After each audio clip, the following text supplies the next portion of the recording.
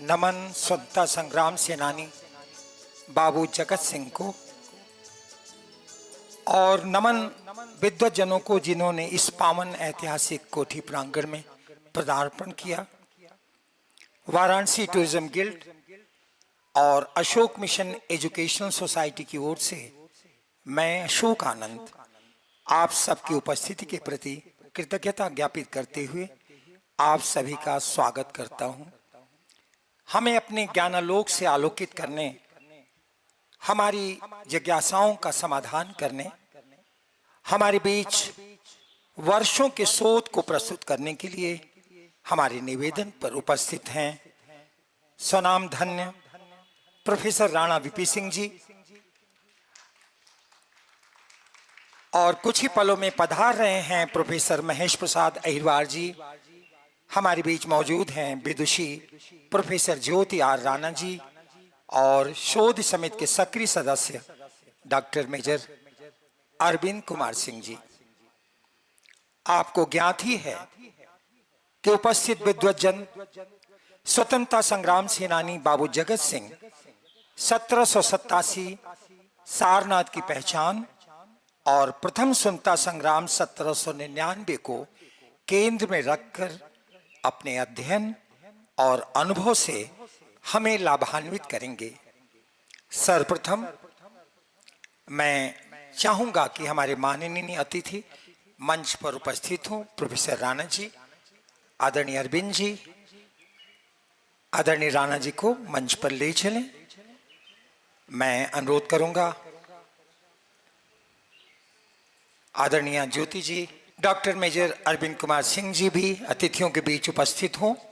अनुरोध है बाबू जगत सिंह शोध समिति के संरक्षक भाई प्रदीप नारायण सिंह जी से कि मंच पर उपस्थित हम सबके प्रेरणा स्रोत विद्वत समूह को अंग वस्त्रम प्रदान कर सबकी ओर से आदर प्रकट करें।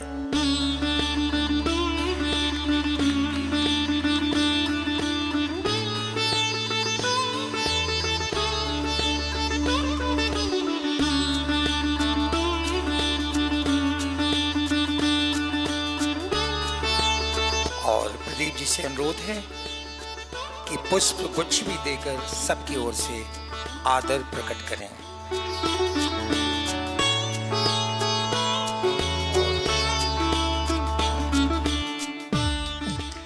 वाराणसी टूरिज्म गिल्ड से हमारे बीच में उपस्थित हैं श्री रंजीत श्रीवास्तव जी। मैं रंजीत जी से अनुरोध करूंगा कि प्रोफेसर राणा वीपी सिंह जी को माला पहनाकर आदर दें। डॉक्टर मेजर अरविंद कुमार सिंह जी को माला पहनाकर आदर दें और श्रीमती अनुपमा सिंह से अनुरोध करूंगा कि प्रोफेसर ज्योति आर राणा जी को माला पहनाकर सबकी ओर से आदर दें। Anupama ji, Varanasi tourism guild, Ashok mission education society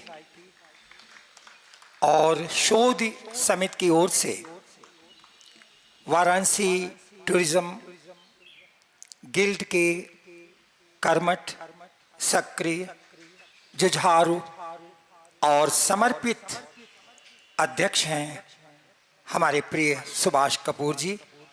मैं चाहूंगा कि सबकी ओर से स्वागत करें, सबका अभिनंदन करें। भाई सुभाष कपूर जी। धन्यवाद संचालक श्रीमान अशोक जी, थैंक यू। माननीय काशी के विद्वान एवं जिज्ञासु श्रोतागण, आप सभी का हृदय से स्वागत एवं अभिनंदन है। ज्ञान, संस्कृति और आध्यात्म की भूमि काशी में आप सभी का उपस्थित होना हमारे लिए गौरव का विषय है। सर्वप्रथम मैं स्वागत करना चाहूँगा आज हमारे बीच मुख्य अतिथि और मुख्य वक्ता के रूप में उपस्थित राणा पीवी सिंह सर का।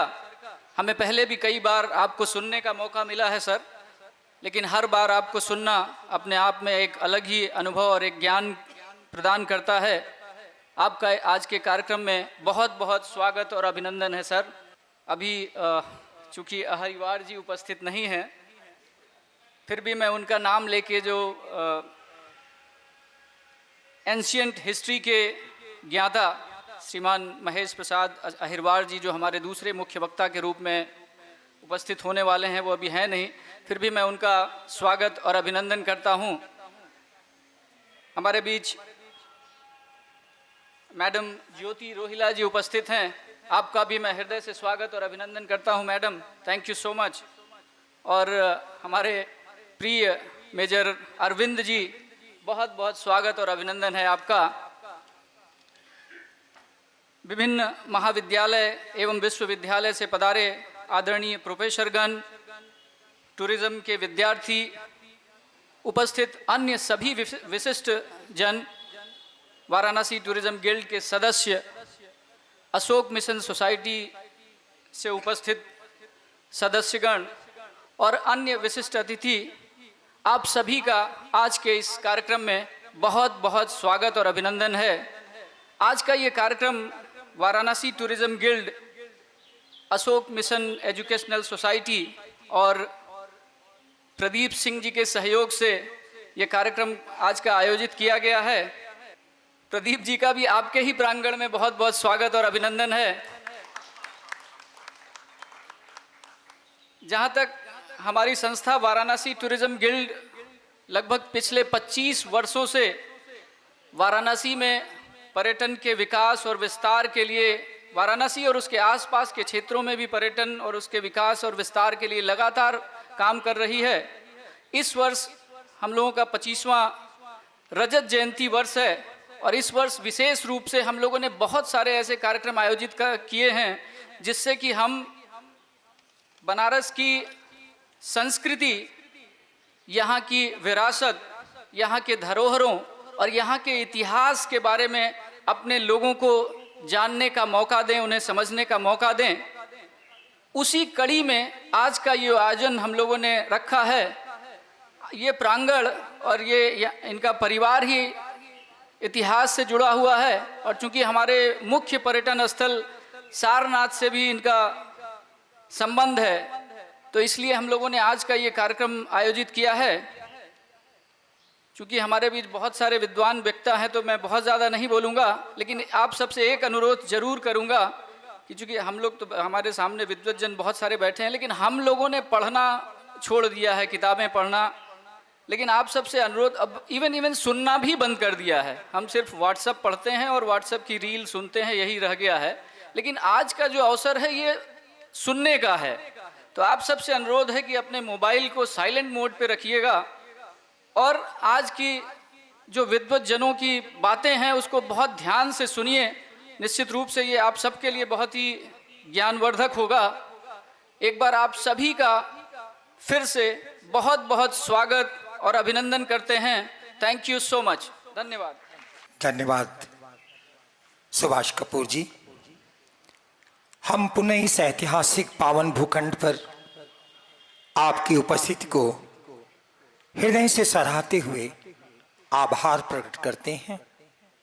भूखंड ऐतिहासिक इसलिए, यदि आप अपनी दृष्टि ऊपर उस कक्ष की ओर डालें तो यह वही कक्ष है जहां 1799 में बाबू जगत सिंह को गिरफ्तार किया गया था। 1787 से लेकर 1799 के समयांश को आज जानना जरूरी है।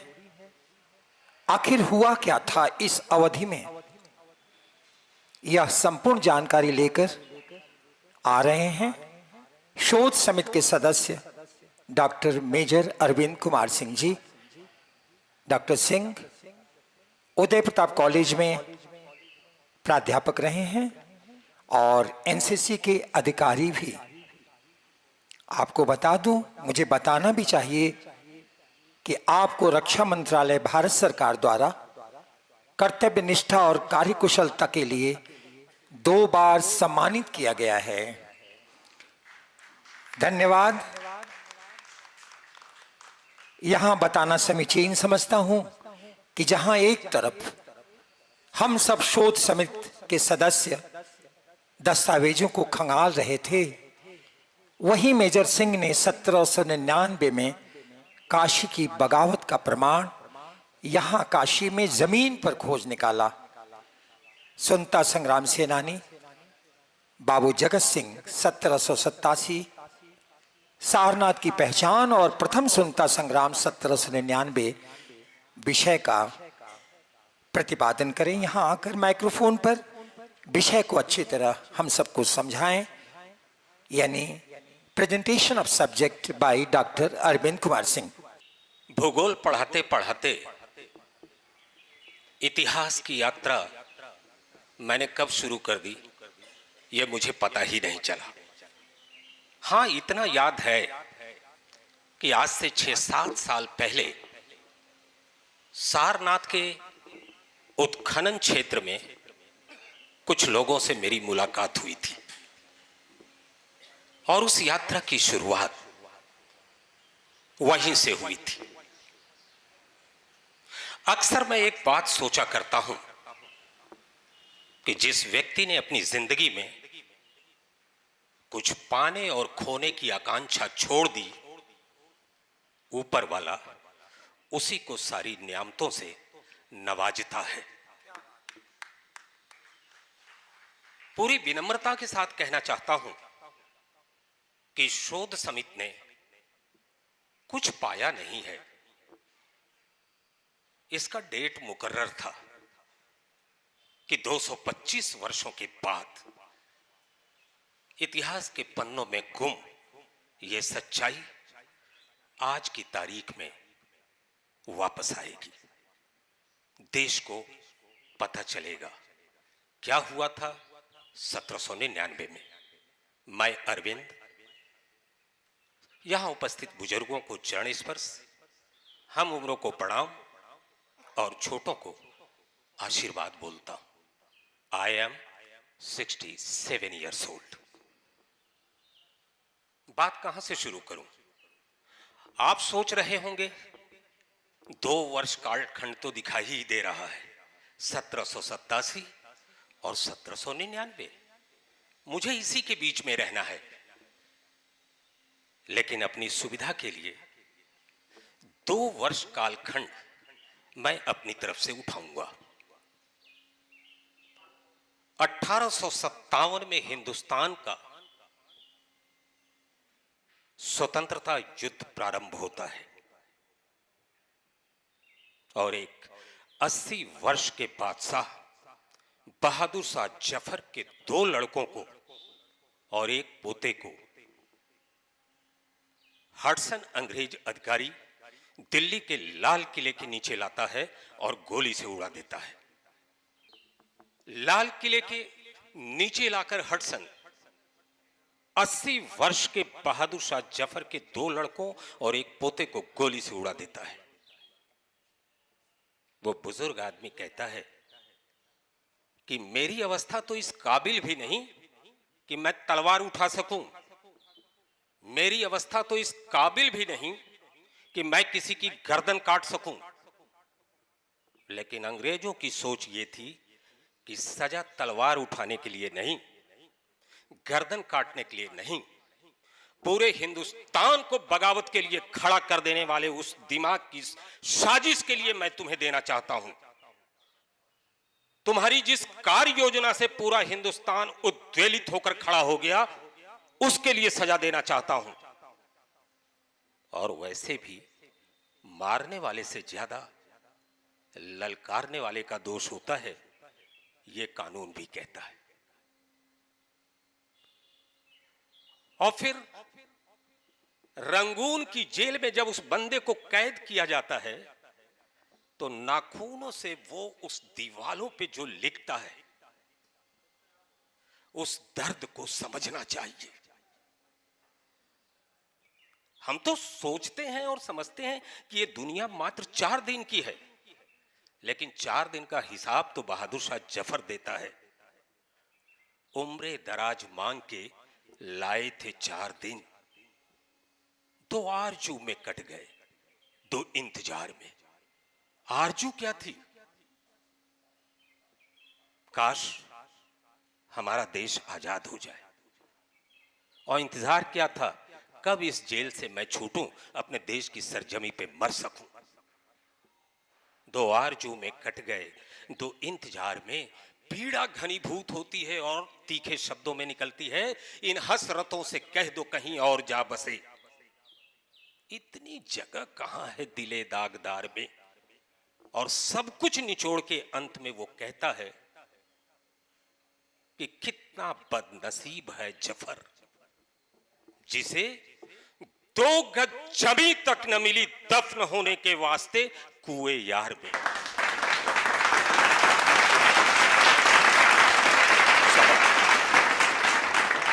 क्या ये पहली घटना थी हिंदुस्तान की? दूसरा सवाल, बहादुर शाह जफर ने किस व्यक्ति को मारा था कि उसे अंग्रेजों ने रंगून की जेल में ले जाके कैद किया था? नहीं, ये पहली घटना नहीं थी। इसके पहले काशी में एक घटना हो चुकी थी। वर्ष कालखंड बदलता है और 1787 से इस यात्रा को मैं शुरू करता हूं। किन के लिए? यहां 2 तरह के लोग बैठे हैं, एक जो हिस्ट्री को जानते हैं, जिन्होंने किताब को पढ़ा है, और दूसरे हमारे बहुत से ऐसे रिसर्च नौजवान बैठे हैं जो जानने के लिए यहां आए हुए हैं।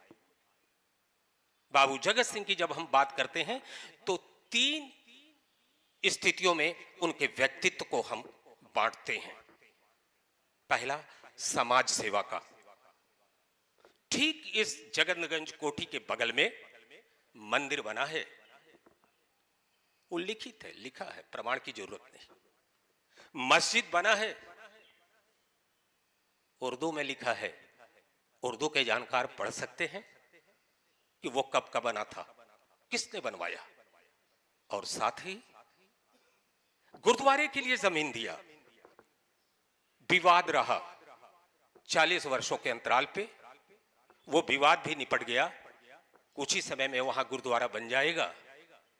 आप सोचिए, एक व्यक्ति सर्वधर्म समभाव की स्थिति पे जीने वाला, वो उन तीनों को बनाता है, एक मिसाल पेश करता है वाराणसी में।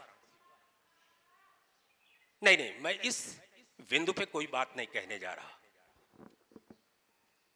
एक ख्याल आता है बाबू जगत सिंह के मन में कि क्यों ना अपने नाम से एक मोहल्ला बसा दें। अपने कारिंदों को कहते हैं कि जरा खोजो, ईंटों का टावर कहीं मिल जाए तो शायद वहां से काम शुरू करें। और खबर मिली, सारनाथ में ऐसा है। खुदाई प्रारंभ हुई। अब थोड़ा ध्यान लगा के बात सुनिएगा, पेच यहीं से शुरू होता है। खुदाई होते ही वहां एक गोलाकार बलुआ पत्थर में एक ग्रीन कलर की मंजूषा मिलती है, और उस मंजूषा में मानव की 3 अस्थियां, कुछ मोती, चांदी और सोने के पत्थर मिलते हैं। और यह सोच के कि ये मानव अस्थियां हैं, अस्थियों को गंगा में प्रवाहित किया गया और उस ग्रीन मंजूषा को एशियाटिक सोसाइटी ऑफ कैलकाटा को दे दिया गया। बहुत संक्षेप में लेके चलूंगा डंकन के माध्यम से। अब इसको यहीं छोड़ दीजिए, मैं इससे आगे चलूंगा बाद में। 21 सितंबर 1997 को अवध में एक घटनाक्रम होता है। आसिफ उद्दौला की मृत्यु होती है और उसका बेटा वजीर अली, जो दत्तक पुत्र था, गद्दी पे आता है। अंग्रेजों को यह गवारा नहीं था। वो हिंदुस्तान के अंदर किसी के अधीन जिंदगी जीने नहीं आए थे, सिर्फ व्यापार करने नहीं आए थे, वो शासन करने और इस देश के उस अकूत संपत्ति को, जिसको हम सोने की चिड़िया कहते थे, लूटने के लिए आए थे। वजीर अली को गद्दी से उतारा, कहा यार 6 लाख रुपया देते हैं, खाओ पियो ऐश करो। वजीर अली को यह बात बड़ी नागवार गुजरी और वजीर अली 21 फरवरी 1798 को वाराणसी में आया। वर्ष कालखंड याद करते रहिएगा दिमाग के अंदर। और यहां एक दिन उसकी टकराहट एक नौजवान लड़के से होती है। बातचीत से इतना प्रभावित हुआ, गले का कंठार निकाल के उस लड़के को दे दिया। लड़का समझा नहीं मतलब। घर आके उसने अपने पिताजी से बताया कि एक व्यक्ति मिला था मुझसे और यह घटनाक्रम हुआ। पिता कौन? बाबू जगत सिंह। उन्होंने तुरंत इस इशारे को समझा और उस समय वजीर अली माधवदास के बागीचे में टिका था। जो वर्तमान के लोग हैं, माधवदास का बागीचा कहां? आज कार्यालय के समक्ष जो राधा स्वामी का है, वही उस वर्तमान समय में माधवदास का बागीचा था। दोनों का दर्द अलग अलग था। वजीर अली को सत्ता से हटाया गया था और इधर जमींदारी प्रथा को समाप्त करने पे अंग्रेज तुले हुए थे। और फिर धीरे धीरे बातचीत से निकलकर ब्रितानी हुकूमत से टकराने तक जा पहुंची। वजीर अली ने कहा कि आप साथ दो तो बाकी टकराने का काम मैं करूंगा। और यहीं से सारी कार्रवाइयां शुरू हुई और फिर एक तारीख मुकर्रर की गई वजीर अली के द्वारा अंग्रेजों को सबक सिखाने के लिए। कमांडर चेरी छावनी इलाके में था।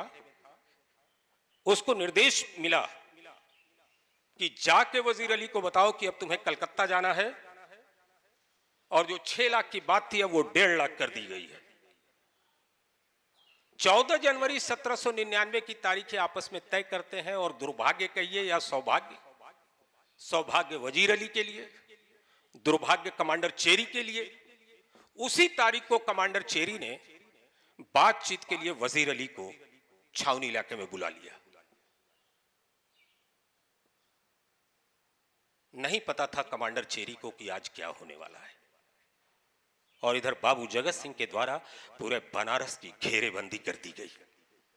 तमाम जगहों पे घुड़सवार दस्तों से लेकर सैनिकों को बैठाया गया कि बाहर से कोई सहायता अंग्रेजों को अंदर न मिल सके और जब स्लाटर का काम जारी हो तो अंदर के लोग बाहर न भाग पाए।